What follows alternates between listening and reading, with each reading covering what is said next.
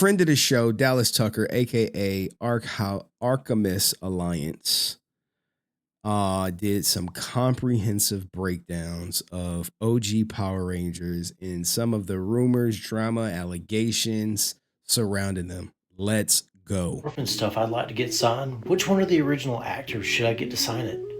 Well, we've got JDF. Twee's no longer with us. You can get Austin St. John, but he is a convicted felon that was going to rob the government and a bunch of small businesses and was confirmed to do it again. The only way he got off was because he snitched on his co-conspirators. 100% rat. I mean, he had to do what was right for his family, man. The biggest thing about him when he was on the stand is, why didn't you go to the police if you gave someone over $100,000 from a legit loan and they ghosted you? That was the telltale sign that he knew what he did was illegal. Now, you can interpret that as you want. You could say some people will put blinders on for Austin and say, well, he was negligent, he didn't know, but he did plead guilty to conspiracy to commit wire fraud. He did rat on Court Newman, who we're still waiting to get sentenced. And he is on probation for the next 5 years. And yes, he's a convicted felon. He did claim he was going to put a certain dictator's quotes on t-shirts, but when backlash hit... Oh, shit. Not the Hitler shirts. Hold on, man. He then put a certain dictator's quotes on t-shirts, but when backlash hit, he then gaslit half the fandom, claiming that they didn't hear what they heard. And also, there's some rumors that when he signs something, he signs it on top of other signatures. So, it's up to you. You've got Walter Jones, but he has been known to double charge people. Like, if he told you one price, he may charge you that same price twice. And he is one of the most pricey out of all the original Rangers. Uh-oh. David Yost is a nice guy, but there has been times where... Shout out to Geekzip, who said Tommy Oliver equals the GOAT. And shout out to Donald Nevitt too, man. I saw you earlier with the nag. We'll get you in there. He has disagreed with certain fans and actually called security on them. And there are stories from some of his handlers saying that he is difficult to deal with. Damn, yeah. David Yostin fell from grace, man. How he did. Oh boy, his biggest fan. Some things are said about Amy Jo that she is a great person. Others have said she can be kind of snooty.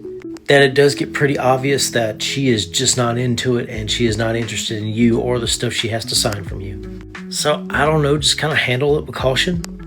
For me personally. Now, only thing I heard about Amy Jo is there are sometimes where she won't come from behind the booth, you know. But yeah, you know, maybe y'all creeping her out. Maybe she don't want to come around for you. But Karen, hide the money, y'all. Ashley. Personally, Karen Ashley would be an automatic no because she's money hungry and she screwed over a lot of vendors that worked with her because she will hide the money, y'all. There's poor people around. Sell stuff at her table and will not give the other vendors credit or a kickback from what she sells from them. And there are a ton of allegations about her just outright stealing money from the fans. I mean, it all revolves around the order was like the biggest, the biggest amount of money a Power Ranger ever came into that you got absolutely nothing from it whatsoever. This guy really should have been #MeToo back in the day. Multiple women have come forward and said this guy is just a predator. I wouldn't be surprised within a few months we all just make fun of this guy. And if you have a Mighty Morphin Red Ranger helmet, just get Big Bang Mike to sign it. Now, the issue with Steve Cardenas is women. Like, I interviewed one of the woman he just kissed with no permission. Great interview. Unfortunate experience. But the thing is, he thrives because women don't come forward. You know, there's no face to put on it. And I get it. You know, maybe if you're a woman, you don't want to be associated with the woman that Steve Cardenas kissed. Oh my God. Are you serious? Who does that leave? Well, that leaves Johnny Young Bosch. Everybody says he's a great... Literally no drama surrounding Johnny Young Bosch whatsoever. Guy, really nice to deal with, and there has never been a complaint about him that anyone has ever mentioned. From co-stars, from the live action movies he's done to all his voice roles, everybody loves him. So, honestly, I'd say this guy's your best bet. Great video. That's correct. Now he had to reply to someone who said, "Hey, I met everyone and they were awesome." Now, for each Power Ranger, there could be a different experience for everybody. You know, some people have good days, some people have bad days. You catch them at the right time, great experience. You catch them at the wrong time. Maybe they like antsy and just want your money and you to get on. As have I. I've never really had a bad experience with a ranger, but a lot of my personal friends have. When I say personal I don't know why it does that thing, that dot in the middle. friends, I'm talking about people that I've sat down, I've shared a meal with, I've shared a drink with. I talk to them very frequently, and every single one of them have told me the stories that you heard me just tell. Again, I am not telling you how to spend your money. That is completely on you. But when more than one person comes to you and tells you an outlandish story about one of your favorite actors, I have to say something. When good, hard-working people are being harmed by these actors, I can't just sit back and say nothing. And that. I wish more people were like my man Dallas Tucker or Arkham Alliance, and say something. But the way these Power Ranger actors thrives, or just anyone in any fandom thrives, is off silence. Silence is compliance. And this isn't just one or two people. This is 10, 11, 12 people with all the exact same story. And I've always had a big mouth anyway, so why not say something about it?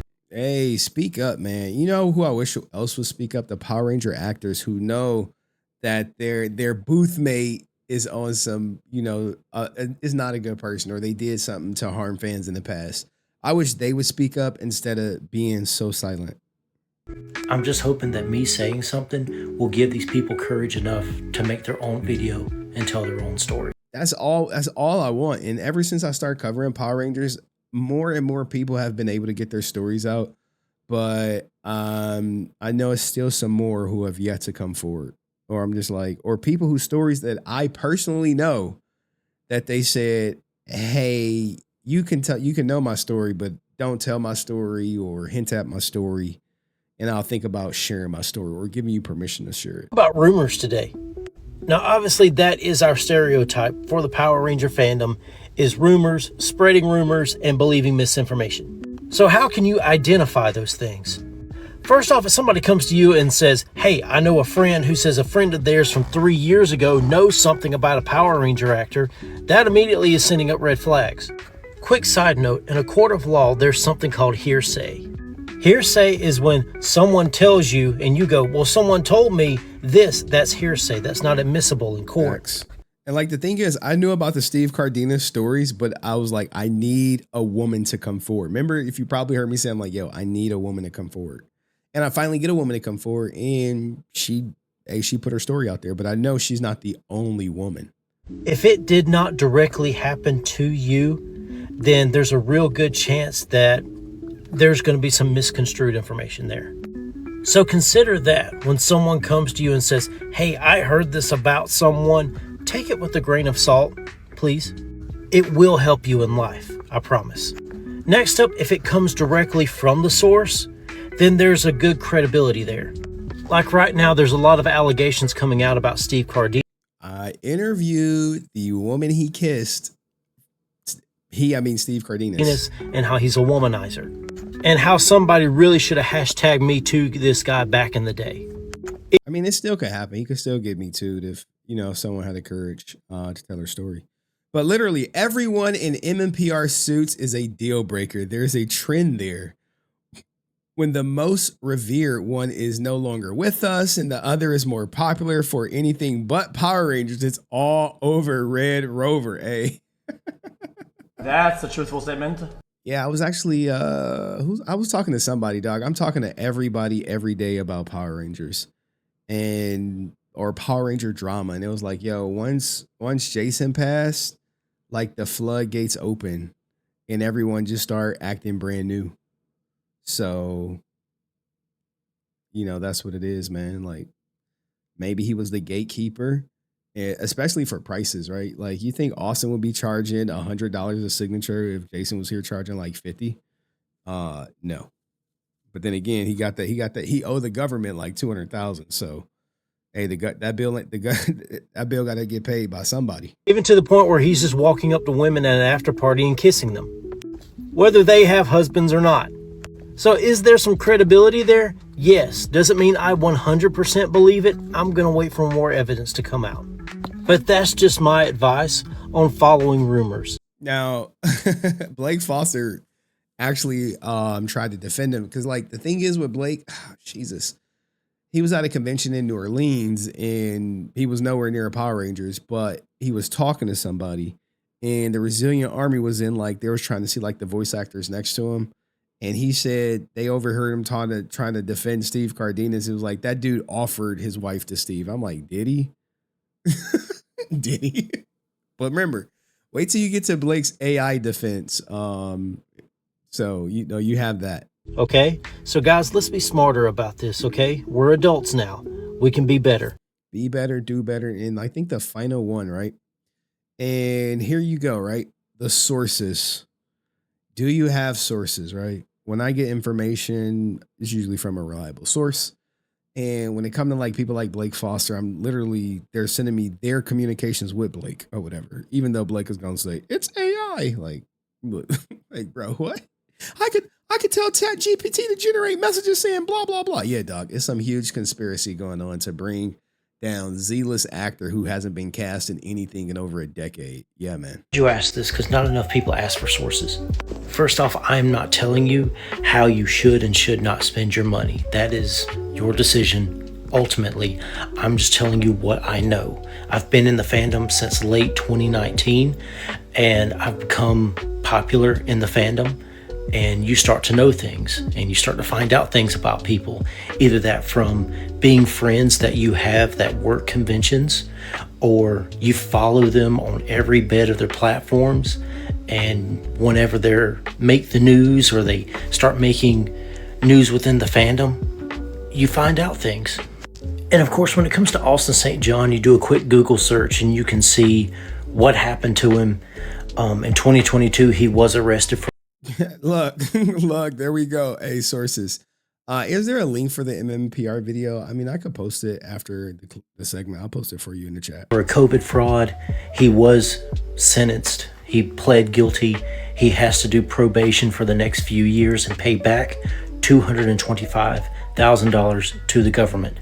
Now, here's the thing. He proved, and according to his emails and his voice messages, he knew what he did was wrong and he was going to do it again. Yeah, they were loading up for round 2. The only way he got out of this was because he ratted out his co-conspirators. And then, of course, I think everybody remembers the whole t-shirt debacle. Bro, when he said Hitler has some pretty good one-liners and everyone's like, oh, yeah. Oh, okay. And him making suggestions that he is homophobic. And even though he spent years with Twee Trang, the only story he can tell about her is the time she made him hard. Yeah, this is so true. It's so true. It's so true. So true. And yeah, I saw a TJ post. I just deleted it because of what it looks like. Like, you don't need to trigger people in the chat. Anywho, I'll make sure I post that link. But yeah, remember when Austin St. John did his original tribute for Twee, and he literally told a story about how she got him hard or whatever on set? like, bro, in the tribute.